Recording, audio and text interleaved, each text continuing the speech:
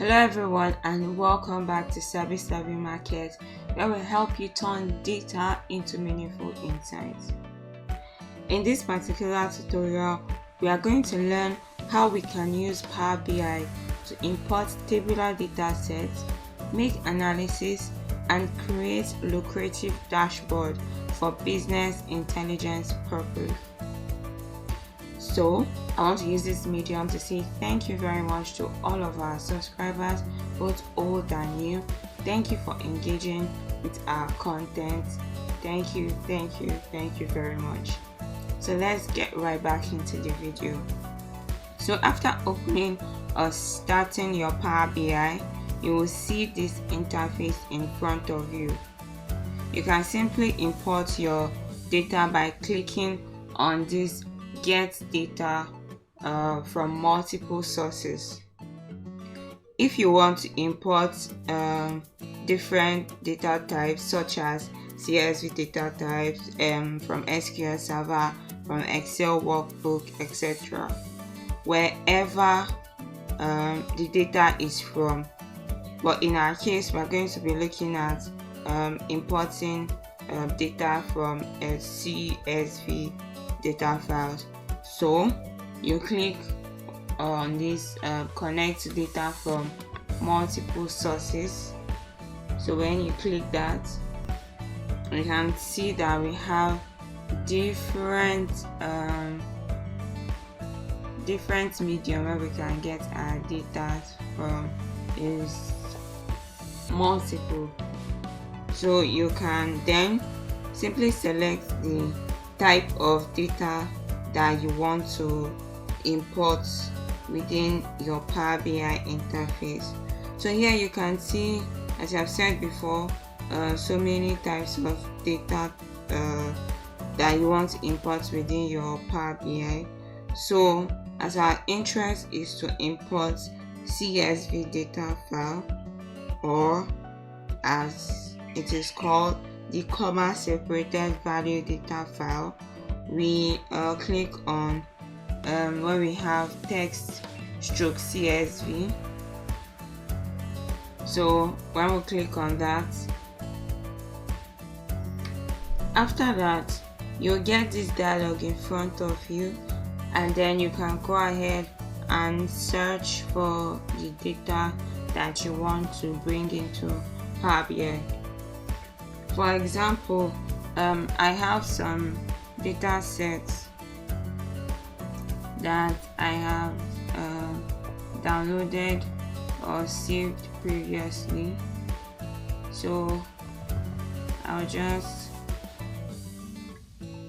come down or keep searching for any data set basically, and let's go with this.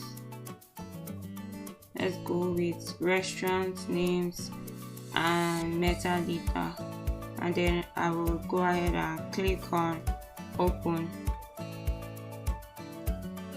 So it's going to take some time to load the data. So it's saying connecting, please wait while we establish a connection to restaurant names and meta CSV. So after a while, you will have this in front of you. As we are loading the comma separated value data or the CSV data file, you have to assign your delimiter based on the delimiter of your data. In this case, the data values are separated by a comma, so you can see that based on the data given to Power BI. Power BI automatically selected the delimiter as comma, as you can see here. Power BI automatically selected this as comma, but we have other types of delimiter. As you can see, we have the colon, we have equal sign, we have semicolon, the space, the tab, and the rest of them. So basically, whatever you set within your CSV type of data file, however ours is comma, so we leave it as that. We leave it as comma. So the next step, there are two things involved. One is to simply load our data that will direct us to the environment of the Power BI front end functionality, where we'll be able to develop our dashboard based on this particular data. But hold on, we are not going to load our entire data because we need to do some operations, some manipulations within our data set. So for this, we are going to click on the transform data button. So we're going to click on, instead of clicking on the load data, we're going to be clicking on the transform data button so that we can be able to do some manipulation and make some adjustment to our data set. So after a while, you will see this interface in front of you. This interface is called the Power Query Editor. Here we are going to deal with our data. For example, we are going to adjust our data types, manipulate our data to create new columns or replacing values. So to do such things with our data, we have to simply transform our data in the Power Query Editor.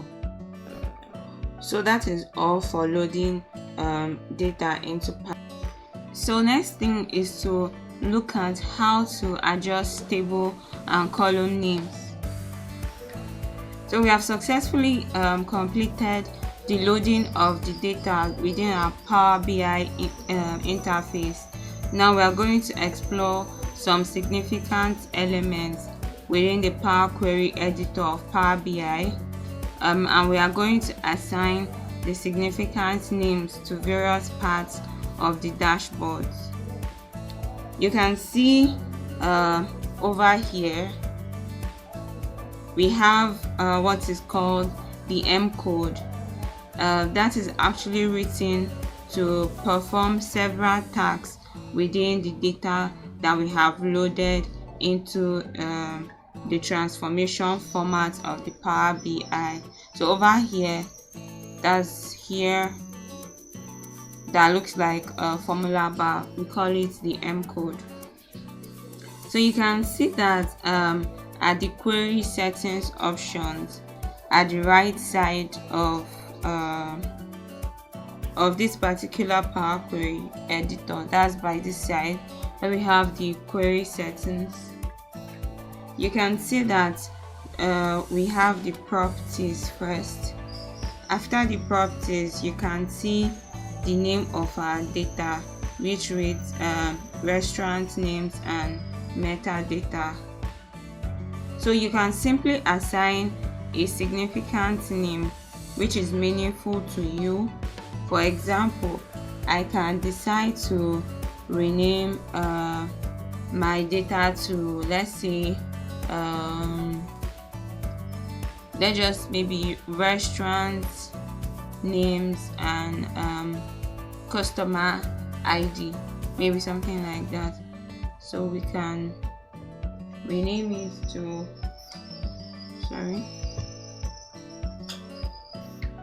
so after that, you can see the applied steps. That is, we have over here, this is the applied steps. So actually these applied steps are the steps that you performed on your data. However, you can also delete these steps from this particular segment of the Power Query Editor. If you want to undo the step, for example, you have replaced a value within the column. Suppose you mistakenly replace the value male. Sorry, pardon me for that. So as I was saying, suppose maybe you mistakenly replaced beyond flavors on the column name with let's say Burger King, the change will be visualized in this particular applied step. So anything that like you make changes of or you adjust, it will be visually shown on the apply steps. So you can also rename this particular task that you performed on your data or make it more meaningful by just looking at it and identifying what you have just performed in the data or what you have modified in the particular data. However, if you click on this should I say plus sign or cross sign, I don't know, the cross sign, but this particular sign over here, then this particular change that has been applied will be removed and your data will be transformed into the previous step. After that, we can also remove the column names that you see in your Power Query editor. For example, like maybe you want to change maybe the column name, that is for name, you want to change it maybe to restaurant name, you want to change the links to a different name, you want to change the cost column to a different name. So all you have to do is to double click on it, and when you double click on it, you can see that everything has been highlighted. That is the column name. So maybe let's say we'll change it to restaurant name. So we'll go restaurant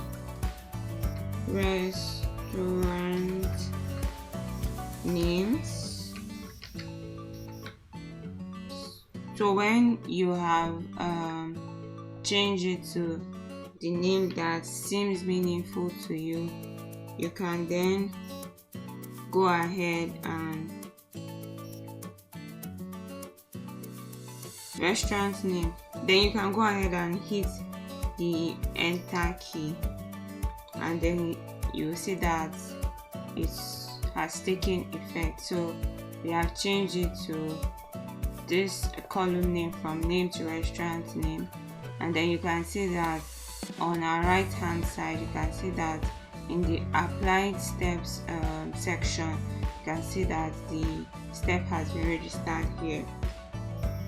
So whatever you want to change, any variable name that doesn't seem meaningful to you and you want it to make more sense to you, so that maybe it can be more precise or it can correlate with whatever you're doing, you can just simply make that change. And you have to know that we are not required maybe to provide any underscore to write variable name in Power BI. So you can simply assign the real meaning, which is actually demonstrated or reflected by the variable name. After renaming it, as I said, you just hit your enter key. So this is how you can deal with your data by simply changing the name of your data, assigning a new variable name within the variable you have within your data. So that is you for watching, and if you like this video, please don't forget to give it a thumbs up, and also do not forget to subscribe. If you know anyone, a friend, a colleague that this video will be helpful to, please do not forget to share it to them. If you have any questions, please leave them in the comment section below and I'll attend to it. Thank you.